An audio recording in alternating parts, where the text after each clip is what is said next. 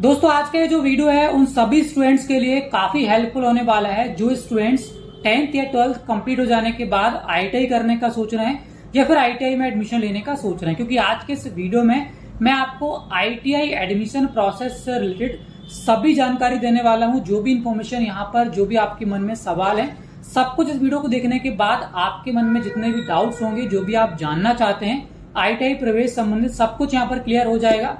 क्योंकि दोस्तों इस वीडियो में यहाँ पर हम सभी टॉपिक्स पर बात करेंगे। लाइक यहाँ पर इसके लिए आईटीआई में एडमिशन लेने के लिए मिनिमम एलिजिबिलिटी क्या होगी, उसके अलावा इसका जो सिलेक्शन प्रोसेस है वो क्या रहेगा, एडमिशन लेने के लिए यहाँ पर कौन कौन से डॉक्यूमेंट्स रिक्वायर्ड हैं, कौन कौन से जरूरी दस्तावेज आपके पास होना चाहिए। उसके अलावा यहाँ पर अगर आप आईटीआई में एडमिशन लेते हैं, अगर आप आईटीआई करते हैं तो उसके लिए कितनी फीस आपको लगेगी। देन यहाँ पर आईटीआई में एडमिशन लेने के लिए आपका जो काउंसलिंग प्रोसेस है वो कब से स्टार्ट होगा, मतलब यहाँ पर इंपॉर्टेंट डेट्स क्या रहेंगी आने वाले सेशन के लिए। उसके अलावा दोस्तों यहाँ पर आईटीआई में अगर आप एडमिशन लेते हैं तो कितने % में आपको कौन सी ट्रेड मिल जाएगी और कौन कौन सी ट्रेड यहाँ पर आईटीआई में अवेलेबल है। उसके अलावा आप आईटीआई में एडमिशन कितने मीडियम से ले सकते हैं, मतलब यहाँ पर आईटीआई में एडमिशन लेने के लिए आपके पास कितने चॉइस हैं, कितने ऑप्शन हैं, सब कुछ यहाँ पर मैं बारी बारी से आपको बताने वाला हूँ। एंड आई एम श्योर कि इन सभी टॉपिक्स को समझने के बाद, इन सभी टॉपिक्स पर बात करने के बाद आपके मन में जो भी सवाल होंगे आईटीआई एडमिशन संबंधित, सब कुछ यहाँ पर आपके डाउट्स वगैरह सब क्लियर हो जाएंगे। तो बस इस वीडियो को आप स्टेप बाय स्टेप पूरा वॉच कीजिएगा जिसमें आपको सब कुछ अच्छे समझ में आ सके। तो दोस्तों बिना टाइम वेस्ट किए हुए हम सबसे पहले पॉइंट पे बात करते हैं कि आईटीआई एडमिशन लेने के लिए इसके लिए मिनिमम एलिजिबिलिटी क्या है। तो आप सभी को पता होगा कि आईटीआई एक डिप्लोमा कोर्स है और यहाँ पर आईटीआई में एडमिशन लेने के लिए आपके पास केवल 10th की मार्कशीट होना चाहिए। मतलब अगर आप केवल और केवल 10th क्वालिफाइड हैं तो आप आईटीआई में एडमिशन ले सकते हैं। देन यहाँ पर हम आईटीआई एडमिशन प्रोसेस पे बात करें तो मैं आप सभी को बता दूं कि आईटीआई में एडमिशन लेने के लिए सबसे पहले आपको आईटीआई एडमिशन के लिए ऑनलाइन रजिस्ट्रेशन कराना होता है। देन यहाँ पर आप चॉइस फिलिंग करवाते हैं। कहने का मतलब है ये कि आप किस आईटीआई से आईटीआई करना चाहते हैं, मतलब किस प्राइवेट आईटीआई से करना चाहते हैं, गवर्नमेंट आईटीआई से करना चाहते हैं, या फिर किस ट्रेड से आप आईटीआई करना चाहते हैं, यह आपको चॉइस करना होता है। देन यहाँ पर जब आप आईटीआई रजिस्ट्रेशन कर लेते हैं, चॉइस फिलिंग कर लेते हैं, तो अगर आपके जो % है, आपने जो चॉइस यहाँ पर किया हुआ है, जो भी ट्रेड आपने डाली हुई है, अगर उसमें आपका नाम आता है तो उसके बाद आपका अलॉटमेंट प्रोसेस होता है। मतलब आपको डॉक्यूमेंट वेरिफिकेशन के लिए जो भी आपका रिलेटेड आईटीआई होगा वहां पर आपको जाकर वेरिफिकेशन कराना होगा। देन यहाँ पर आपका जो वेरिफिकेशन कंप्लीट होता है उसके बाद आपको इसकी फीस ऑनलाइन सबमिट करनी होती है और जैसे ही आप इसकी फीस सबमिट कर देते हैं तो आपका जो एडमिशन है वो यहाँ पर कंफर्म हो जाता है। तो ये हो गया इसका आईटीआई एडमिशन प्रोसेस। देन यहाँ पर हम बात कर लें कि आईटीआई एडमिशन में आपको कितनी फीस लगेगी। देखिए सबसे पहले मैं आपको बता दूं कि जैसा कि मैंने आपको बोला, आपको सबसे पहले ऑनलाइन रजिस्ट्रेशन करना होता है, इसके लिए चॉइस फिलिंग करना होता है। तो वहां पर आपका समथिंग 85 रुपीज फीस लगती है। मतलब यहाँ पर 35 आपका रजिस्ट्रेशन चार्ज लगता है और लगभग यहाँ पर 50 रुपए आपका जो है आप चॉइस फिलिंग करते हैं तो उसकी फीस आपको लगती है। तो कुल यहाँ पर लगभग 85 रुपीज आपकी जो फीस है ये ऑनलाइन यहाँ पर सबमिट होती है। तो ये तो हो गया आपका ऑनलाइन फीस। उसके बाद यहाँ पर हम कोर्स फीस की बात करें तो आपका जो ईयरली यहाँ पर आईटीआई का जो फीस होता है वो लगभग 5 से 5,500 रुपए के बीच में होता है, जो कि ईयरली होता है। कहने का मतलब ये कि अगर आपका 1 साल का कोर्स है तो आपको 5,000 फीस लगेगी और 2 साल का कोर्स है तो आपकी जो फीस है वो डबल हो जाएगी। और ये जो फीस मैं यहाँ पर आपको बता रहा हूँ ये गवर्नमेंट कॉलेज का, अगर आप यही आईटीआई प्राइवेट आईटीआई से करते हैं तो ऐसी कंडीशन में आपकी जो फीस है वो 25 से 30,000 रुपए ट्रेड के अकॉर्डिंग यहाँ पर बदल सकती है। तो इस बात का आपको ध्यान रखना है कि यहाँ पर आप अगर गवर्नमेंट आईटीआई से आईटीआई करते हैं तो आपकी जो फीस है वो काफी कम लगेगी, प्लस यहाँ पर आपको स्कॉलरशिप भी मिलेगी। अगर आप यही कोर्स मतलब आईटीआई या प्राइवेट आईटीआई से करते हैं तो ऐसी कंडीशन में आपकी जो फीस है वो काफी ज्यादा, यानी कि 25 से 30,000 रुपए लग जाएगी। तो ये तो यहाँ पर मैंने आपको इसकी फीस बता दी। उसके बाद यहाँ पर हम बात कर लें कि आईटीआई में एडमिशन आप कितनी तरह से ले सकते हैं। जी हाँ दोस्तों, यहाँ पर आईटीआई में एडमिशन लेने के काफी सारे मोड होते हैं, काफी सारे ऑप्शन आपके पास हैं। लाइक यहाँ पर हम गवर्नमेंट आईटीआई की बात करें तो आपके पास 3 ऑप्शन है। सबसे पहले यहाँ पर आप CTS यानी कि नॉर्मल एप्लीकेशन से नॉर्मल राउंड से अपना एडमिशन करा सकते हैं। देन यहाँ पर सेकंड आपके पास ऑप्शन होता है IMC और थर्ड होता है DST। और सेकंड यहाँ पर आप अगर गवर्नमेंट आईटीआई में एडमिशन नहीं लेना चाहते हैं, आप प्राइवेट से करना चाहते हैं, तो आप नॉर्मली यहाँ पर प्राइवेट आईटीआई में चॉइस फिलिंग कराकर एडमिशन ले सकते हैं। अब यहाँ पर जो मैंने आपको 3 राउंड बताए हैं गवर्नमेंट आईटीआई में, जो 3 मोड आपको बताए हैं, सबसे पहला CTS, सेकंड IMC और तीसरा DST। तो यहाँ पर हम CTS की बात अगर करें तो CTS राउंड में क्या होता है कि आपको नॉर्मल यहाँ पर IITI में रजिस्ट्रेशन कराना होता है। उसके बाद यहाँ पर आप चॉइस फिलिंग कराएंगे। अगर आपका जो परसेंटेज है उसमें अगर आपका नाम आता है, जो भी आपने ट्रेड डाली है या फिर जो भी आपने चॉइस डाली है, जो भी IITI डाली है और उसमें आपका नाम आता है, तो आप नॉर्मली एडमिशन ले सकते हैं। ऐसी कंडीशन में अगर आपका परसेंटेज कम है तो फिर आपका जो सिलेक्शन है वो नहीं होगा, क्योंकि ये नॉर्मल राउंड है। उसके बाद यहाँ पर हम सेकंड मोड की बात करें, जो कि IMC राउंड है। तो देखिए IMC राउंड को आप इस तरह समझिए कि ये एक पेमेंट सीट है। कहने का मतलब ये है कि फॉर एग्जाम्पल अगर आप इलेक्ट्रिशियन के लिए अप्लाई कर रहे हैं और अगर आपका 90% है तो आपका नाम आ जाएगा। लेकिन अगर आपका जो परसेंटेज है वो कम है, 70% है, और अगर आपको इलेक्ट्रिशियन में नाम चाहिए, गवर्नमेंट IIT से आपको एडमिशन लेना है, तो ऐसी कंडीशन में आप IMC के थ्रू जा सकते हैं, IMC से अप्लाई कर सकते हैं। लेकिन यहाँ पर मैं आपको एक बात क्लियर कर दूं कि अगर आप IMC से जाते हैं, जैसा कि मैंने आपको बोला, क्योंकि ये पेमेंट सीट है, तो ऐसी कंडीशन में यहाँ पर आपकी जो फीस है वो 3x हो जाती है। मतलब अगर आप नॉर्मल राउंड से एडमिशन लेते हैं तो आपकी जो फीस है वो लगभग 5,000 रुपए रहेगी, और अगर आप IMC से एडमिशन लेते हैं तो ऐसी कंडीशन में आपकी जो फीस है वो लगभग यहाँ पर 15 से 16,000 रुपए हो जाती है। इसलिए मैंने आपको बोला ये पेमेंट सीट है। यहाँ पर कम परसेंटेज में भी आपका जो नाम आने के चांसेस है वो काफी ज्यादा रहते हैं। तो यहाँ पर आप IMC से भी ट्राई कर सकते हैं, क्योंकि अगर आप प्राइवेट से करते हैं तो आपकी जो फीस है वो 25 से 30,000 लगती है। अगर आप IMC से करते हैं तो आपको गवर्नमेंट कॉलेज भी मिल जाएगा और आपकी जो फीस है लगभग 15,000 में आपका एडमिशन हो जाता है।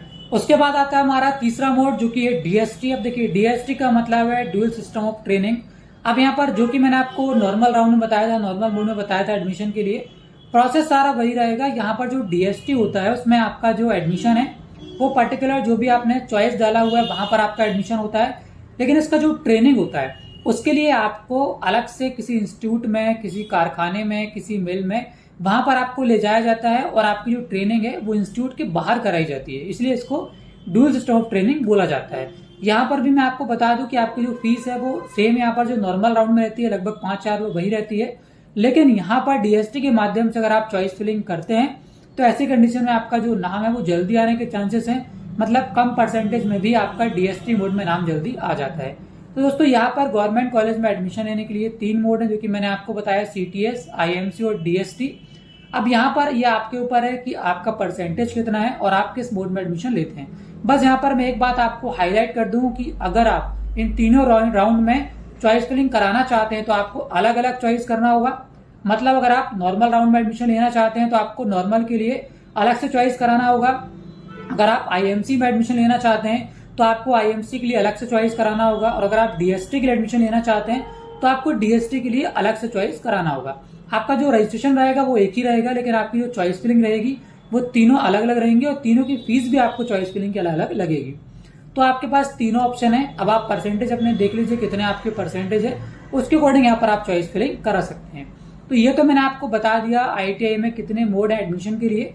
आई होप आपको समझ में आ गया होगा। उसके बाद यहाँ पर मैं अगले पॉइंट में आपको बताऊं तो यहाँ पर IITI में एडमिशन लेने के लिए कौन कौन से जरूरी डॉक्यूमेंट्स हैं जिनके बिना आप IITI में एडमिशन नहीं ले पाएंगे, तो ये भी आपके लिए जानना काफी जरूरी है। तो देखिए यहाँ पर अगर हम डॉक्यूमेंट की बात करें तो सबसे पहले यहाँ पर आपके पास 10th की मार्कशीट होना चाहिए। उसके अलावा 12th की मार्कशीट, अदर क्वालिफिकेशन मार्कशीट, समग्र ID, आधार कार्ड, पासपोर्ट साइज फोटो, उसके अलावा आपका सिग्नेचर और कास्ट सर्टिफिकेट। इतने डॉक्यूमेंट जरूरी हैं आपको IITI में एडमिशन लेने के लिए। अब यहाँ पर हम डॉक्यूमेंट्स पर कुछ इंपॉर्टेंट बात यहाँ पर हम आपको बता दूं, 3 पॉइंट आप ध्यान रखिएगा। सबसे पहले तो यहाँ पर जो मैंने डॉक्यूमेंट्स आपको बताए हुए हैं, जैसे कि 10th की मार्कशीट मैंने आपको बताई है, तो ये सभी के लिए कंपलसरी है। अगर आपके पास 10th की मार्कशीट नहीं है, इट मीन्स आप 10th क्वालिफाइड नहीं है, ऐसी कंडीशन में आप IITI में एडमिशन नहीं ले पाएंगे। उसके अलावा जो यहाँ पर मैंने आपको 12th की मार्कशीट बताई है और अदर क्वालिफिकेशन की मार्कशीट बताई है, तो यहाँ पर ये अगर आप केवल 10th क्वालिफाइड है तो ये ऑप्शनल है। मतलब अगर आप 10th बस आपने केवल 10th कंप्लीट करके रखा हुआ है तो ऐसी कंडीशन में आपको 12th और यहाँ पर जो अदर क्वालिफिकेशन है वो लगाना जरूरी नहीं है। उसके अलावा अगर आपने अदर क्वालिफिकेशन करके रखा हुआ है, 12th भी आपने करके रखा हुआ है, तो भी ऑप्शनल है। आप चाहें तो यहाँ पर 12th अपलोड कर सकते हैं, 12th की मार्कशीट लगा सकते हैं, अदर क्वालिफिकेशन यहाँ पर आप डलवा सकते हैं। लेकिन अगर आपको नहीं डलवाना है तो कोई प्रॉब्लम नहीं है, केवल आप 10th बेस पर यहाँ पर एडमिशन ले सकते हैं। उसके अलावा सेकंड इंपॉर्टेंट पॉइंट पर हम बात कर लें तो जो मैंने आपको कास्ट सर्टिफिकेट यहाँ पर बताया हुआ है, तो अगर आप अनरिजर्व कैटेगरी से हैं, मतलब अगर आप ST SC OBC नहीं है, तो ऐसी कंडीशन में यहाँ पर कास्ट सर्टिफिकेट आप लोगों के लिए जरूरी नहीं है। कास्ट सर्टिफिकेट केवल उनके लिए जरूरी है जो कि अपने जाति का लाभ लेना चाहते हैं, जैसे कि ST, SC और OBC। तो उनको यहाँ पर कम परसेंट में जो सिलेक्शन उनका हो जाता है, लेकिन ऐसी कंडीशन में उनके पास कास्ट सर्टिफिकेट डिजिटल वाला होना जरूरी है। और तीसरी इंपॉर्टेंट बात यह है कि यहाँ पर ये जो डॉक्यूमेंट मैंने आपको बताए हैं, सबसे फर्स्ट यहाँ पर 10th की मार्कशीट, सेकंड यहाँ पर आपका कास्ट सर्टिफिकेट, आपकी समग्र ID और आधार कार्ड। इन सभी डॉक्यूमेंट्स में आपकी जो डिटेल्स हैं वो एक जैसी होना चाहिए। अगर आपकी साइट एक जैसी नहीं होगी तो आगे आपको प्रॉब्लम जा सकती है। तो इन तीनों बातों का आपको ध्यान रखना है। इन सभी डॉक्यूमेंट्स को आपको अभी से तैयार कर लेना है, जो भी डॉक्यूमेंट्स मैंने यहाँ पर आपको बताए हैं, और इन सभी बातों का आपको ध्यान रखना है, तभी आप यहाँ पर ITI में एडमिशन ले पाएंगे। उसके बाद दोस्तों यहाँ पर हम ट्रेड की बात कर लें और परसेंटेज की बात कर लें, मतलब किस ट्रेड में कितने % में नाम आएगा। तो देखिए ये काफी लंबा टॉपिक है। यहाँ पर अगर आप मुझे कमेंट करके बताएंगे, अगर आप चाहते हैं तो उसके लिए मैं अलग से वीडियो बना दूंगा, जहां पर मैं आपको हर एक ट्रेड के लिए कितना % कम से कम रिक्वायर्ड है उसकी जानकारी आपको देने की कोशिश करूंगा। फिलहाल मैं यहाँ पर आपको ऊपरी तौर पर बता दूं कि देखिए फॉर एग्जाम्पल अगर आप इलेक्ट्रीशियन में एडमिशन लेना चाहते हैं, यहाँ पर कुछ ट्रेड ऐसी जैसे कि इलेक्ट्रीशियन हो गया, फिटर हो गया, कंप्यूटर ऑपरेटर हो गया, स्टेनोग्राफर हिंदी, स्टेनो इंग्लिश हो गया। ये जो ट्रेड है इनका जो कट ऑफ है काफी हाई रहता है। फॉर एग्जाम्पल यहाँ पर हम अनरिजर्व कैंडिडेट की बात करें तो कम से कम यहाँ पर 90% में उसका सिलेक्शन होता है, 85 to 90%। OBC की वहीं पर हम बात करें तो 80 to 85%, और ST SC की हम बात करें तो 65 to 80% यहाँ पर उनका सिलेक्शन हो सकता है। तो यहाँ पर ये डिपेंड करता है कि आपने किस ट्रेड के लिए चॉइस किया है और कितना आपका % है और आपकी कैटेगरी क्या है, तभी यहाँ पर आपको वो ट्रेड जो आपने डाली है वो आपको मिल पाएगी। तो आप मुझे कमेंट करके बताइएगा मैं सभी ट्रेड के लिए कितना % क्वालिफाइड और कौन सी ट्रेड आपको लेना चाहिए आपके % के अकॉर्डिंग, उसके लिए मैं अलग से एक वीडियो लेकर आ जाऊंगा। उसके अलावा दोस्तों हम लास्ट पॉइंट में बात कर रहे हैं कि ITI के एडमिशन कब से स्टार्ट होंगे, इसके लिए इंपॉर्टेंट डेट्स क्या है, रजिस्ट्रेशन कब से होंगे, चॉइस फिलिंग कब से होगी, कैसे होगी। तो मैं आप सभी को बता दूं कि फिलहाल यहाँ पर 2023 के लिए कोई भी नोटिफिकेशन, कोई भी शेड्यूल अभी जारी नहीं किया गया है कि इसके एडमिशन कब से स्टार्ट होंगे। बट यहाँ पर जल्दी इसके एडमिशन स्टार्ट होने वाले हैं। जब ये वीडियो मैं अपलोड कर रहा हूँ उस डेट तक यहाँ पर कोई भी शेड्यूल यहाँ पर ITI की वेबसाइट पर नहीं डाला गया है। तो मैं आप सभी को बता दूं कि जब भी इसका एडमिशन स्टार्ट होगा और इसका जो रजिस्ट्रेशन प्रोसेस है वो स्टार्ट होगा, उस पर मेरा वीडियो आपको मेरे चैनल में देखने को मिल जाएगा।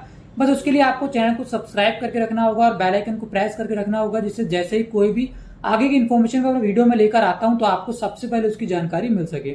फिलहाल दोस्तों यहाँ पर ITI एडमिशन से रिलेटेड जो भी खास जानकारी थी मैंने आपको बता दी है। और भी कुछ अगर आप जानना चाहते हैं तो आप मुझे कमेंट करके बताइए। तो फिलहाल दोस्तों आज के इस वीडियो में इतना ही। मैंने कोशिश की इस वीडियो में ITI एडमिशन से रिलेटेड सारी इन्फॉर्मेशन आप तक पहुंचाने की। बस आपसे एक छोटी सी रिक्वेस्ट, इस वीडियो को आप ज्यादा से ज्यादा जितना ज्यादा हो सके उतना इस वीडियो को आप शेयर करें और उन सभी स्टूडेंट तक आप पहुंचाएं जो भी ITI में एडमिशन लेना चाहते हैं। और ये वीडियो अगर आपको पसंद आया हो, वीडियो आपको हेल्पफुल लगा तो इस वीडियो को लाइक करके चैनल को सब्सक्राइब